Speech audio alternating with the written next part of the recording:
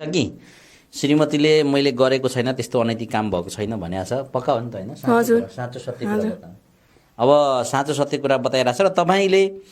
के छ भने आफ्नो श्रीमती भनेर निस्केर गइहाल जा आजै जा भोलि जा त भन्नु हुँदैन नि त त्यो भनेपछि त उसलाई पनि त टचर हुन्छ नि त हो कि होइन भन्नु त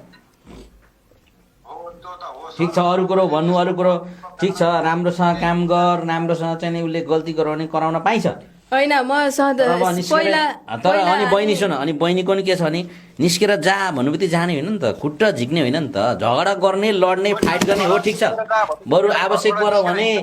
चक्कु पनि देखाउन पाइयो अब श्रीमती हान्नु चाहिँ हुँदैन फेरि होइन देखाउन त पाइयो मैले त कहिले पनि उसलाई प्रहार गरेकै छैन उसले चाहिँ बरु मलाई कति चोटि गरेको छ ती देख्नेसम्म छ काकी छ काकीहरू छन् दिदी बहिनीहरू कति धेरै छन् उनीहरूले छुट्याउनसम्म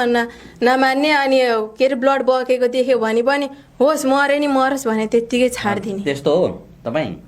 ए ब्लड बगेको कुरा छोड्दै त्यस्तो मलाई म डिस्चार्ज पर्दाखेरि मलाई तैँले कुरा ल्याउँदाखेरि चाहिँ मैले सुन्नु पर्ने मेरो कुरा चाहिँ छाड्दे त्यसरी त कुट्न पाइँदैन अनुपजी त्यसरी कुट्न पाइँदैन श्रीमती के छ भने तपाईँलाई प्रचलित कानुनले के अरे घरेलु हिंसा गर्न पाइँदैन त्यो के भन्छ भने श्रीमतीमाथि चाहिँ कुटपिट गर्न चाहिँ त्यो हिंसात्मक गतिविधि गर्न पाइँदैन आफ्नो श्रीमती बिच झगडा हुन्छ तर घरेलु हिंसा अन्तर्गत तपाईँलाई पनि दोषी ठहर्छ नि कानुनले त्यसरी रगत निस्किने गरी कुट्न पाइँदैन हकार पकार गर्न पाइयो आफ्नो श्रीमती हो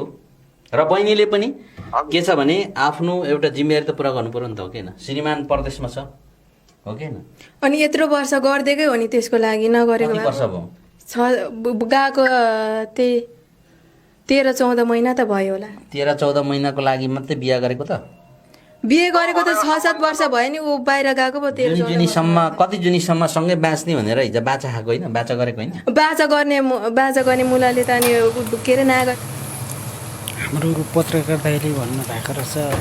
त्यस्तो अनैतिक काम त भने नि होइन बहिनी भनेर भन्नुभएको रहेछ बहिनीले पनि होइन भनेको रहेछ मलाई चाहिँ साह्रै हाँसो लाग्यो होइन चोर्ने मान्छेले मैले कहिले पनि चोरेँ भन्ने तैँले चोरिस् भन्ने मैले चोरेको छुइनँ भन्छ क्या तर यो बहिनीले प्रत्यक्षै पनि भनिरहेछ है प्रत्यक्षै भनिराख्नु भएको छ कि हो म गएँ एक रात सँगै सुतेर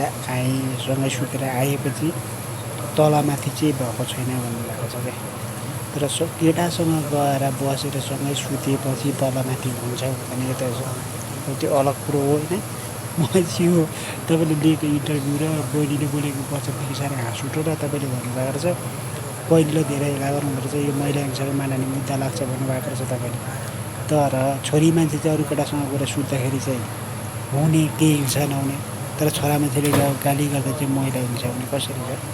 छोरी मान्छे चाहिँ अरूसँग सुतेर आउँदा पनि त्यो केही पनि हिंसा हुँदैन होइन त्यो एकदम राम्रै हुन्छ होला होइन त्यस्तै लाग्यो मलाई चाहिँ होइन दाइ सोझो रहेछ जे